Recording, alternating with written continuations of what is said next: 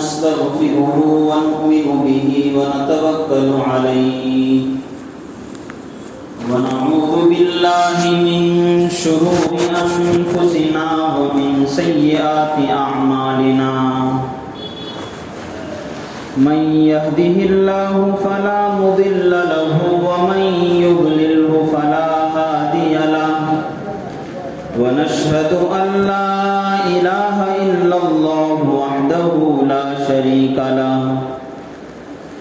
ونشهد أن سيدنا ومولانا محمدا عبده ورسوله أما بعد فقد قال الله تبارك وتعالى في القرآن الكريم فأعوذ بالله من الشيطان الرجيم بسم الله الرحمن الرحيم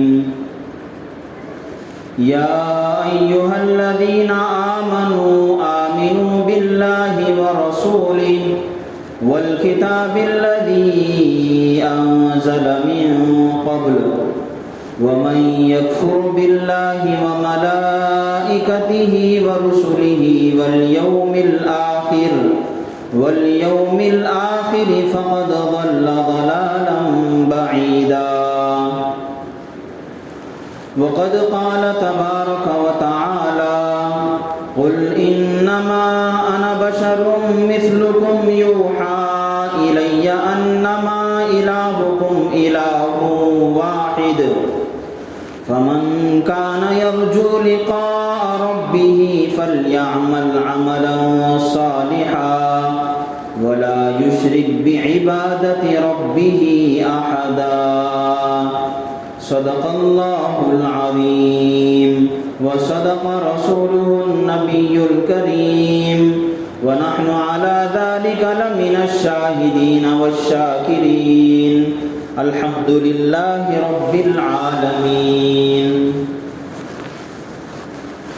بزرگان محترم، عزیز نوجوان بھائیوں، دوستوں، گزشتہ جمعہ اور اس سے پہلے 2-3 جمعہ سے ایک بہت ہی اہم عنوان پر آپ حضرات کے سامنے کلام کیا جا رہا تھا. وہ عنوان اتنا اہم تھا کہ پورے دین کا، پورے اسلام و ایمان کا مدار اسی پر ہے، یعنی عقیدہ توحید. تو ایک مختصر سی معلومات جو ایک مسلمان کے لیے جن کا جاننا ضروری ہے عقیدہ توحید کے سلسلے میں، ایمان کے سلسلے میں، وہ چیزیں آپ حضرات کے سامنے لائی گئی. عقیدہ توحید کے بعد دوسرے نمبر پر سب سے بڑا عقیدہ ہے عقیدہ رسالت، یعنی اس بات کا یقین اپنے دل کے اندر پیدا کرنا اور زبان سے اس کا اقرار کرنا کہ اللہ تبارک و تعالیٰ نے انسانوں کی ہدایت کے لیے، لوگوں کو صحیح راستہ دکھانے کے لیے، خیر اور شر میں، حق اور باطل میں، صحیح اور غلط میں فرق بتلانے کے لیے اللہ تبارک و تعالیٰ نے خاص ایک جماعت بھیجی جس کو ہم انبیاء کہتے ہیں، رسول کہتے ہیں، پیغمبر کہتے ہیں اور انگریزی میں پروفٹس کہتے ہیں. تو ایک خاص جماعت ہے انبیاء کی جماعت، نبیوں کی جماعت، پیغمبروں کی جماعت، کہ جس کو اللہ تبارک و تعالیٰ نے خاص ایک کام سے بھیجا. اور وہ کام کیا ہے؟ وہ کام حق اور باطل کو بتانے کا کام، صحیح کیا ہے، غلط کیا ہے، اس کی نشاندہی کرنے کا کام. اس لیے کہ انسان کی عقل کوئی پختی بات تک نہیں پہنچ سکتی. انسان اللہ تبارک و تعالیٰ نے اس کو ایسا بنایا ہے کہ وہ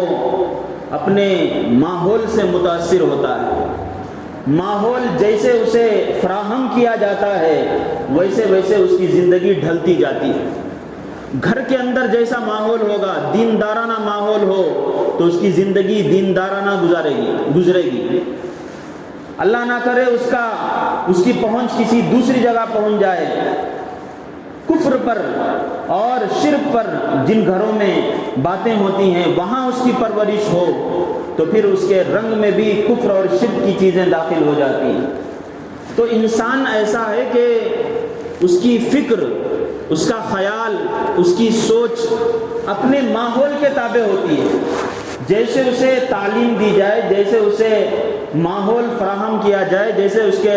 آس پاس کا انوائرمنٹ ہو، وہ اسی اعتبار سے ترقی کرتا ہے۔ لہٰذا ہم دیکھتے ہیں کہ ہمارے ان ممالک میں، مڈل ایشیا میں جو لوگ رہتے ہیں ایک خاص مزاج کے لوگ ہیں، خاص نظریات کے لوگ ہیں، خاص سوچ کے لوگ ہیں۔ آپ مغرب کی طرف چلے جائیے، یورپین کنٹریز جہاں ہیں، امریکہ ہے، مغرب کا، وہاں کے لوگوں کی سوچ الگ ہوتی ہے، وہاں کے لوگوں کی فکر الگ ہوتی ہے۔ یہ اس لیے کہ انسان ماحول پر اس کا دار و مدار ہوتا ہے، جیسا ماحول اسے ملتا ہے ویسے ہی رخ اختیار کر لیتا ہے، اور اس کی عقل بھی ویسے ہی کام کرتی ہے، اس سے ہٹ کر کام نہیں کرتی۔ اس لیے اللہ تبارک و تعالیٰ نے صحیح اور غلط کا فیصلہ کرنے کے لیے، حق اور باطل کے درمیان فیصلہ کرنے کے لیے صرف عقل کے اوپر دار و مدار نہیں رکھا، عقل کو بنیاد نہیں بنایا۔ میں یہ کہہ رہا ہوں کہ صرف عقل کو بنیاد نہیں بنایا، یہ نہیں کہہ رہا ہوں کہ عقل کو بالکل بنیاد نہیں بنایا۔ عقل بھی جب اللہ کی دی ہوئی ایک اہم چیز ہے تو اس کو بھی صحیح غلط کے درمیان فرق کرنے کے لیے ہمیں استعمال کرنا چاہیے۔ میں یہ کہہ رہا ہوں کہ اللہ تبارک و تعالیٰ نے صرف عقل کو بنیاد نہیں بنایا کہ ایک آدمی صرف عقل کو سامنے رکھ کر صحیح غلط کا فیصلہ کر لے۔ ضرورت تھی اس بات کی کہ ایک جماعت اللہ کی طرف سے آتی اور لوگوں کے سامنے وہ باتیں رکھتی، لوگوں کو ان چیزوں سے آشنا کرتی، ان چیزوں کا ایجوکیشن دیتی کہ جو چیزیں انسان کو صحیح اور غلط کے درمیان فرق دکھانے والی۔ اللہ نے جس مقصد کے لیے انسانیت کو پیدا کیا وہ مقصد کیا ہے اور اس مقصد کے خلاف کیا کیا کام ہیں، اس کو بتانے کے لیے اللہ کی طرف سے ایک جماعت کا آنا ضروری تھا۔ اس لیے اللہ تبارک و تعالیٰ نے پیغمبروں کی جماعت بھیجی۔ حضرت آدم علیہ السلام سے لے کر جناب محمد عربی صلی اللہ علیہ وسلم تک روایات کے اندر آتا ہے کہ اللہ تبارک و تعالیٰ نے 1,20,000 1,24,000 سے زائد انبیاء کو، رسولوں کو بھیجا۔ قرآن کریم کے اندر ہے، اللہ نے فرمایا وَلِكُلِّ قَوْمٍ ہاد، ہر قوم کے لیے، دنیا کے ہر خطے میں اللہ تبارک و تعالیٰ نے لوگوں کو بھیجا تاکہ ان کو صحیح راستہ دکھائے۔ آخر میں جناب محمد عربی صلی اللہ علیہ وسلم کو دنیا میں بھیجا اور آپ کی رسالت کو، آپ کے لائے ہوئے کام کو، آپ کے لائے ہوئے دین کو تا آخرت، تا قیامت رکھ دیا، اور پھر امت محمدیہ صلی اللہ علیہ وسلم کو اس بات کا مکلف کر دیا کہ اب آگے جو بھی کام ہے، حق اور باطل کا کام، صحیح اور غلط کا کام اس امت کو کرنا چاہیے۔ تو میں یہ کہہ رہا تھا کہ عقیدہ رسالت یعنی اس بات کو ماننا کہ اللہ کی طرف سے رسول بھیجے گئے، اس بات کو ماننا کہ اللہ کی طرف سے نبی آئے ہیں، اس بات کو ماننا کہ اللہ کی طرف سے ہدایت کا پیغام لے کر ایک خاص جماعت آئی ہے، اس کو ماننا ایمان کے لیے اتنا ہی ضروری ہے جیسے کہ اللہ کو ماننا ضروری ہے۔ اللہ کو ماننا جیسا ضروری ہے ایسے ہی نبیوں کو ماننا بھی ضروری ہے۔ کوئی آدمی نبی کو اللہ کو مانتا ہے، اللہ کے ایک ہونے کا اقرار کرتا ہے، لیکن انبیاء کی جماعت کو نہیں مانتا، نبوت کو تسلیم نہیں کرتا، رسالت کی تصدیق نہیں کرتا، وہ ایمان والا نہیں، مسلمان نہیں۔ اللہ نے فرمایا یا ایھا الذین آمنوا آمنوا باللہ ورسولہ، اے ایمان والوں، یعنی جو بس اپنی زبان سے کہتے ہیں کہ ہم ایمان والے ہیں، میرا نام فلاں ہے، یہ ہے وہ ہے، فرمایا آمنوا باللہ، اللہ پر تو ایمان لاؤ جیسے ایمان لانے کا حق ہے، اس کے ساتھ رسول کو بھی ایمان لاؤ، اور فرمایا وَمَن يَكْفُرْ بِاللَّهِ، جو اللہ کا انکار کرتا ہے، اللہ کو نہیں مانتا، اسی طرح اللہ کے فرشتوں کو نہیں مانتا،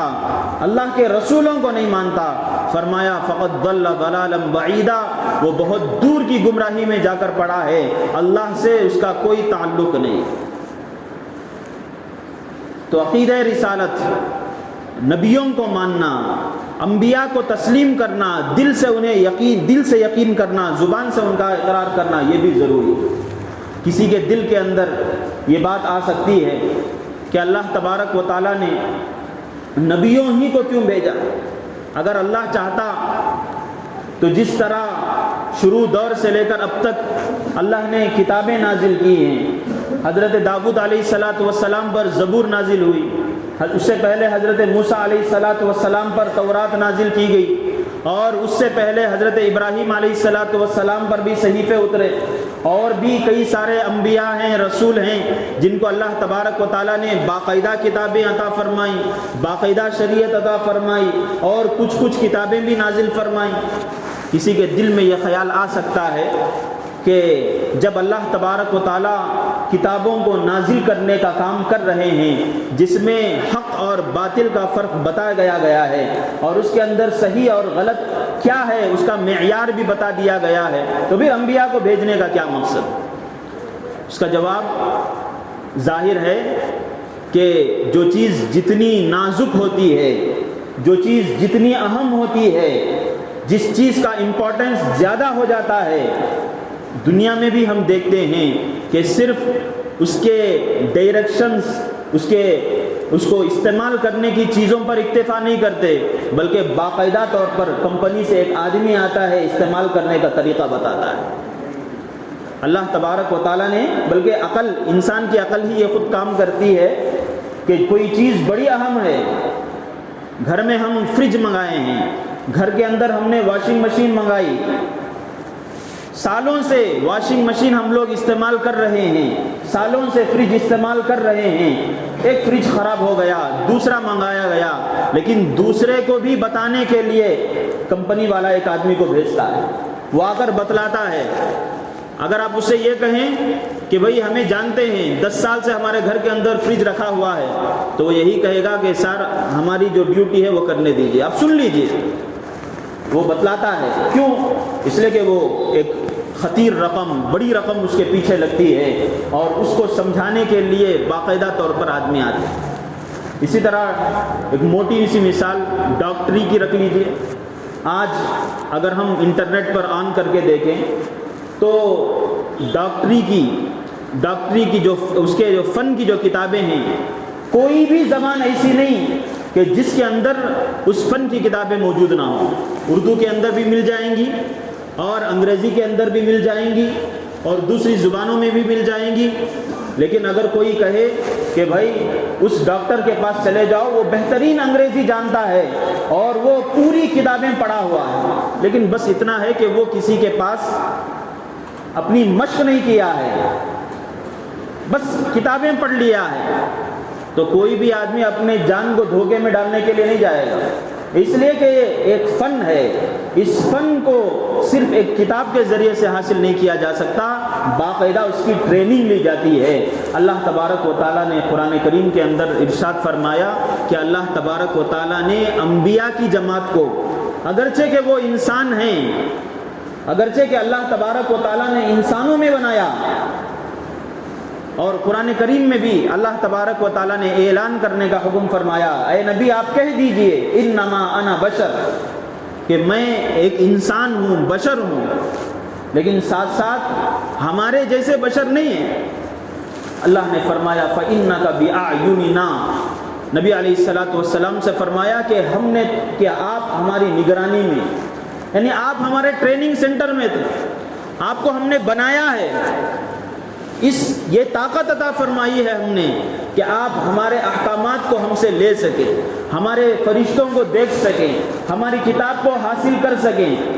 اللہ تبارک و تعالیٰ نے نبیوں کو ایک خاص ٹریننگ دی ہے، نبیوں کے اندر خاص خوبیاں عطا فرمائی ہیں، کچھ پاورز عطا فرمائی ہیں نبیوں کو، اس کی وجہ سے وہ ہمارے جیسے ہونے کے باوجود ہم سے الگ ہے۔ ہماری جو ضروریات ہیں وہ ضروریات ان کو بھی ہیں، وہ کھاتے بھی ہیں، پیتے بھی ہیں، گھومتے بھی ہیں، بازار بھی ہے، اور ان کے بچے بھی ہیں، بیویاں بھی ہیں، سب کچھ ہے، لیکن اس کے باوجود انسان ہونے کے ساتھ ساتھ انبیاء علیہ السلام کو اللہ تبارک و تعالیٰ نے کچھ خاص پاورز عطا فرمائے، اور اس کا ذکر بھی اللہ تبارک و تعالیٰ نے قرآن کریم کے اندر فرمایا فَإِنَّكَ بِأَعْيُنِنَا، کہ آپ ہماری نگرانی میں ہیں، ہم آپ کی نگرانی کر رہے ہیں، ہم نے کچھ خصوصیتیں تمہارے اندر پیدا کی ہیں جن خصوصیتوں کو سامنے رکھ کر تم آگے ہدایت کا کام کر سکتے ہو۔ یہ اللہ کے نبی علیہ السلام سے کہا گیا، اور باقی جتنے بھی انبیاء اور پیغمبر گزرے ہیں ان کے ساتھ بھی یہی معاملہ اللہ تبارک و تعالیٰ کا رہتا ہے۔ اس وجہ سے ہم یہ دیکھتے ہیں کہ انبیاء علیہ السلام جو کام کر سکتے ہیں، جو چیزیں دیکھ سکتے ہیں، جو چیزیں سن سکتے ہیں، ہمارے اندر وہ چیزیں سننے کی صلاحیت، طاقت نہیں ہو سکتی۔ جیسے ہم کوئی بڑا کام کریں، جیسے چھوٹی سی مثال لے لیجئے، حکومت چلانا ہے، حکومت چلانے کے لیے جو خاص عہدوں پر رہتے ہیں، جہاں جانکار لوگوں کی ضرورت ہوتی ہے، ان کے لیے باقاعدہ ٹریننگ دی جاتی ہے۔ ایک آدمی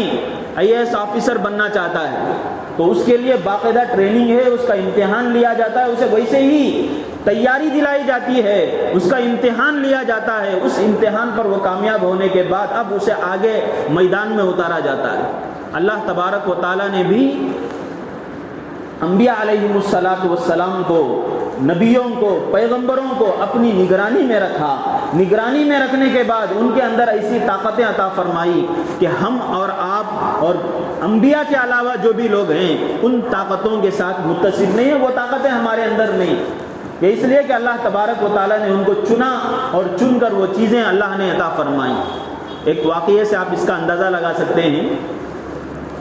شروع میں جب اللہ کے نبی علیہ السلام کو نبی بنایا گیا، نبوت کے چند سال کے بعد، ایک 2-3 سال شاید گزرے ہوں گے، ایک مرتبہ حضرت خدیجہ رضی اللہ عنہا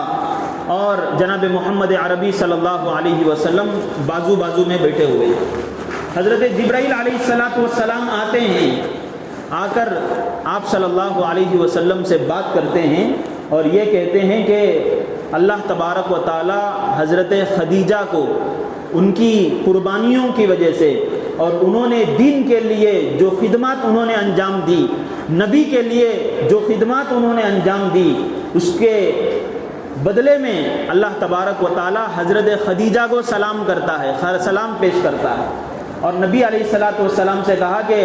آپ ان کو سلام کر دیجئے، سلام میرا پہنچا دیجئے۔ تو جناب محمد عربی صلی اللہ علیہ وسلم بازو میں حضرت خدیجہ بیٹھی رہتی ہیں، ان کو کہتے ہیں کہ جبرائیل تمہیں سلام پہنچانا چاہ رہے ہیں اللہ کی طرف سے۔ تو وہ بہت خوش ہو جاتی ہیں، اور خوش ہو کر وہ اپنے سر سے، گھر کے اندر 2 ہی تھے، تو اپنے سر سے دوپٹہ ہٹاتی ہیں اور پھر پوچھتی ہیں جناب محمد عربی صلی اللہ علیہ وسلم سے کہ یا رسول اللہ، کیا حضرت جبرائیل موجود ہیں؟ تو فرمایا کہ جیسے ہی تم نے اپنے سر سے دوپٹے کو ہٹایا، اسی وقت وہ جو فرشتے آئے تھے حضرت جبرائیل، وہ چلے گئے۔ تو حضرت خدیجہ رضی اللہ عنہا خوشی محسوس کرتی ہیں کہ اللہ تبارک و تعالیٰ نے مجھے سلام پہنچایا۔ اب دیکھو، یہ ایک واقعہ ہے، اس واقعے کے اندر بہت ساری چیزیں ہمیں سیکھنے کو ملتی ہیں۔ اس میں ایک بات، اہم بات جو میں بتانا چاہ رہا تھا کہ حضرت خدیجہ بھی موجود ہیں، محمد عربی صلی اللہ علیہ وسلم بھی موجود ہیں، آپس میں میاں بیوی کا رشتہ ہے، لیکن جو چیزیں آپ دیکھ سک رہے ہیں حضرت خدیجہ نہیں دیکھ سکتے۔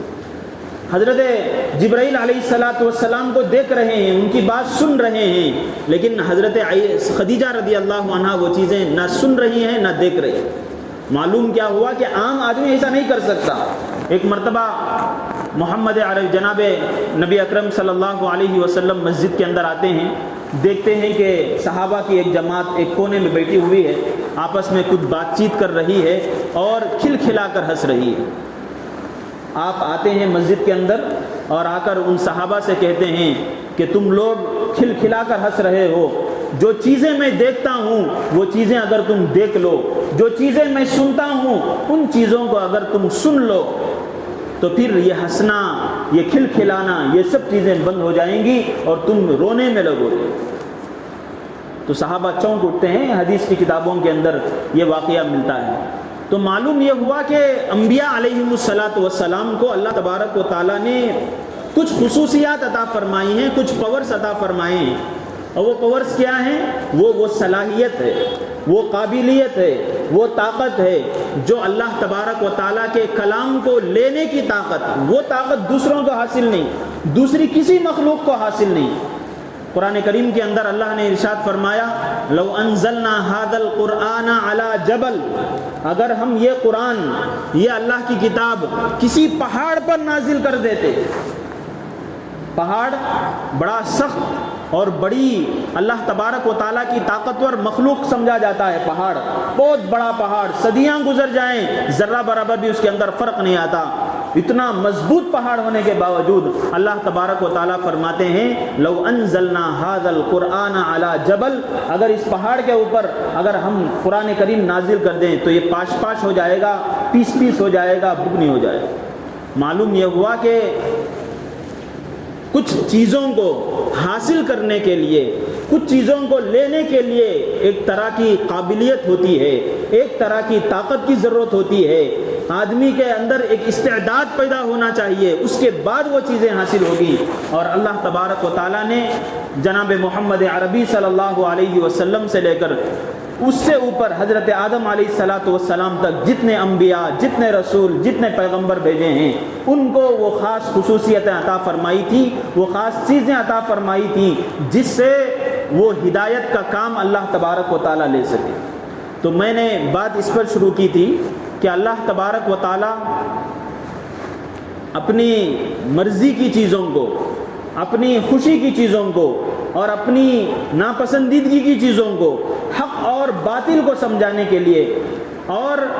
صحیح اور غلط کو بتانے کے لیے، انسانوں کو صحیح چیزوں سے آشنا کرنے کے لیے اللہ تبارک و تعالیٰ نے انبیاء کی جماعت کو بھیجا، رسولوں کی جماعت کو بھیجا، اور ایسے ہی نہیں بھیج دیا بلکہ ان کے اندر کچھ خصوصیتیں عطا فرمائیں۔ لہٰذا اگر ہمارے ذہن میں یہ بات پیدا ہو کہ اگر اللہ چاہتے تو ہر ایک آدمی کو آ کر یہ کہہ دیتے کہ بھئی تمہیں یہ باتیں کرنی ہے، یہ کام کرنے ہیں، یہ کرنا ہے، وہ کرنا ہے، تب بھی اللہ تبارک و تعالیٰ کی طاقت کے اندر یہ چیز بھی ہے، اس کی قدرت بھی ہے۔ لیکن اللہ تبارک و تعالیٰ اگر ایسا کر دیتے تو پھر جنت اور جہنم بنانے کی ضرورت ہی نہیں رہتی۔ آدمی اللہ تبارک و آدمی کی آزمائش، آدمی کا امتحان، آدمی ایمان والا ہوگا، آدمی اللہ کو پہچانے گا، اپنے پیدا کرنے والے کو وہ پہچانے گا یا نہیں پہچانے گا، اس کی ضرورت ہی نہیں ہوتی۔ اللہ تبارک و تعالیٰ نے انسانوں کو جو پیدا کیا، فرمایا وما خلقت الجن والانس الا لیعبدون، ہم نے انسانوں کو پیدا کیا، ہم نے جنات کو پیدا کیا۔ کیوں پیدا فرمایا؟ کہا الا لیعبدون، اس لیے پیدا فرمایا تاکہ یہ میری عبادت کریں۔ حضرت عبداللہ ابن عباس رضی اللہ عنہ بہت بڑے جلیل القدر صحابی ہیں، رسول اللہ صلی اللہ علیہ وسلم نے ان کو لقب عطا فرمایا تھا کہ یہ ترجمان القرآن ہیں، یعنی اللہ تبارک و تعالیٰ سے جو قرآن کریم نازل ہوتا تھا اس قرآن کریم کو سیکھتے تھے جناب محمد عربی صلی اللہ علیہ وسلم کے پاس، اور ایک ایک لفظ معلوم کرنے کی کوشش کرتے تھے۔ جب تک ایک لفظ بھی ان کو تسلی نہیں ہوتی اس وقت تک وہ خاموش نہیں بیٹھتے تھے۔ بڑے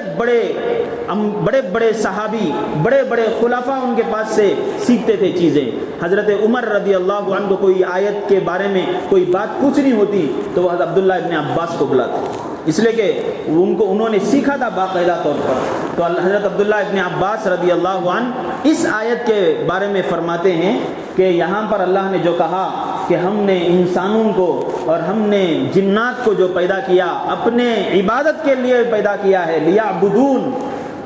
حضرت عبداللہ ابن عباس فرماتے ہیں کہ لیعبدون کا مطلب ہے لیعرفون،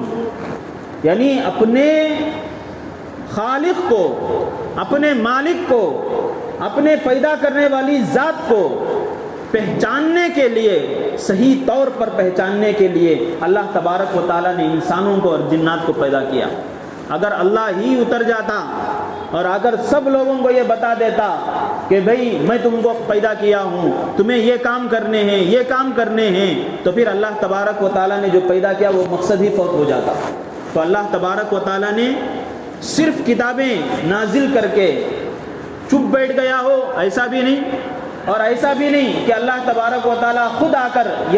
آ کر ہر آدمی کو سمجھا دیتا، بلکہ اللہ تبارک و تعالیٰ نے ایک خاص مقصد کو سامنے رکھ کر، وہ مقصد یہ کہ آدمی کو ہدایت مل جائے، کامل ہدایت۔ اور یہ کامل ہدایت اسی وقت مل سکتی ہے جب کتاب کے ساتھ اللہ کا نبی بھی آئے، اللہ کا رسول بھی آئے۔ جیسے کمپنی والا کوئی چیز بیچتا ہے تو ایک کتاب بھی بیچتا ہے، ہاؤ ٹو یوز، اس کے اوپر لکھا رہتا ہے، اور پھر ایک آدمی بھی آ کر سمجھاتا ہے۔ اسی طریقے سے اللہ تبارک و تعالیٰ نے شروع دور سے لے کر اب تک انبیاء کو بھی بھیجا اور ساتھ ساتھ کتابوں کو بھی بھیجا۔ کتابوں میں جو لکھا ہوا ہے اللہ کے نبی علیہ الصلاۃ والسلام نے ان چیزوں کو کر کے دکھایا۔ تو اللہ تبارک و تعالیٰ نے کامل ہدایت کے لیے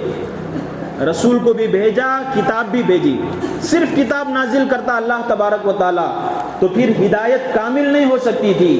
اللہ نے کامل ہدایت کے لیے دونوں کو بھیجا۔ اور اللہ یہ بھی کر سکتے تھے کہ ہر آدمی کو اگر آ کر یہ بتا دیتے تھے کہ تمہیں یہ کرنا ہے، یہ کرنا ہے، یہ کرنا ہے، اور اس سے اللہ تبارک و تعالیٰ کی قدرت پر کوئی حرف نہیں آتا۔ اللہ تبارک و تعالیٰ اس پر کامل قدرت رکھتے ہیں، لیکن اگر اللہ یہ کرتے تو پھر ہوتا یہ کہ ہر آدمی کو اللہ تبارک و تعالیٰ جانچ نہیں سکتے تھے کہ مجھے پہچاننے والا کون، مجھے انکار کرنے والا کون، میری سننے والا کون، مجھے انکار کرنے والا کون، میرا فرما بردار کون، مجھے انکار کرنے والا کون ہے۔ اللہ آزمائش کے لیے اللہ تبارک و تعالیٰ نے یہ کیا کہ انبیاء کو بھیجا، رسولوں کو بھیجا، پیغمبروں کو بھیجا۔ تو میں نے آپ حضرات کے سامنے آج جو بیان ہوا اس کا خلاصہ یہی کہ اس سے پہلے جتنے دن گزر رہے تھے عقیدہ توحید کے اوپر میں نے روشنی ڈالی تھی، آج عقیدہ رسالت کو میں نے سمجھانے کی کوشش کی ہے۔ اللہ تبارک و تعالیٰ نے انبیاء کو بھیجا، رسولوں کو بھیجا ایک مقصد کے لیے، وہ ہے لوگوں کو ہدایت کا سامان فراہم کرنے کے لیے، لوگوں کو صحیح اور غلط کا فرق بتانے کے لیے، حق اور باطل کے درمیان فرق بتانے کے لیے۔ اور ان رسولوں کو بھیجا جانا ضروری تھا اور ان نبیوں کو بھیجا جانا ضروری تھا۔ دوسرے جو دو طریقے بتائے ان میں کچھ چیزیں حاصل ہو سکتی تھی، کچھ چیزیں حاصل نہیں ہو سکتی تھی، اس لیے اللہ تبارک و تعالیٰ نے دونوں کو بھیجا۔ تو معلوم یہ ہوا آج کی اس گفتگو سے کہ ہمیں نبیوں کے ہونے، رسولوں کے ہونے پر ایسے ہی ایمان لانا چاہیے، ایسے ہی ہمیں عقیدہ رکھنا چاہیے جس طرح ہم اللہ کو مانتے ہیں۔ جس طرح ہمیں اللہ کو مانتے ہیں اسی طرح ہمیں نبی علیہ الصلاۃ والسلام کو بھی اور جتنے پیغمبر گزرے ہیں ان کو بھی ہمیں دل سے تصدیق بھی کرنا چاہیے کہ وہ اللہ کی طرف سے بھیجے گئے ہیں۔ اور یہاں تک کہ قرآن کریم میں کہا کہ جتنے پیغمبر گزرے ہیں ان تمام کے بھی نام قرآن کے اندر نہیں، احادیث کے اندر نہیں۔ اللہ نے فرمایا کہ بہت سارے ہیں، ایسے بھی ہیں قصصنا علیک، جن کا ہم نے قصہ تمہارے سامنے بیان کر دیا، اور بہت سارے ایسے بھی ہیں من لم نقصص علیک، ان کے بارے میں ہم نے بیان نہیں کیا۔ تو ایک آدمی کو، مسلمان کو اس طرح عقیدہ رکھنا چاہیے نبیوں کے بارے میں، رسولوں کے بارے میں، کہ اللہ تبارک و تعالیٰ نے رسولوں کو بھیجا، نبیوں کو بھیجا، پیغمبروں کو بھیجا تاکہ وہ ہدایت کا کام کریں۔ ایک بات یہ، دوسری بات یہ کہ جتنے انبیاء آئے ہیں خواہ ہمیں ان کا نام معلوم ہو یا معلوم نہ ہو، ہم دل سے یقین کریں گے کہ وہ اللہ کی طرف سے آئے تھے۔ جن کے بارے میں ہمیں معلوم ہے کہ وہ ہیں، قرآن میں ان کا ذکر آ گیا، احادیث میں ذکر آ گیا، ان کے نام کے ساتھ ہم اس تسلیم کریں گے۔ حضرت موسیٰ پیغمبر تھے، حضرت عیسیٰ پیغمبر تھے، حضرت ابراہیم پیغمبر تھے۔ جن کے نام معلوم نہیں ہیں وہاں اجمالی طور پر ہم کہیں گے کہ جو بھی آئے اللہ کی طرف سے ہم اسے نبی مانتے ہیں۔ یہ عقیدہ رسالت کے تعلق سے کچھ بنیادی گفتگو تھی۔ انشاءاللہ آئندہ آپ حضرات کے سامنے یہ باتیں بیان کی جائیں گی کہ اللہ کے نبی علیہ الصلاۃ والسلام کے تعلق سے ہمیں کیا عقیدہ رکھنا چاہیے، کیا خصوصیتوں کے ساتھ اللہ تبارک و تعالیٰ نے ہمیں بھیجا تھا۔ دعا کریں کہ اللہ تبارک و تعالیٰ ان چیزوں کو ہمیں سمجھنے کی توفیق عطا فرمائیں۔ وآخر دعوانا الحمد للہ رب العالمین۔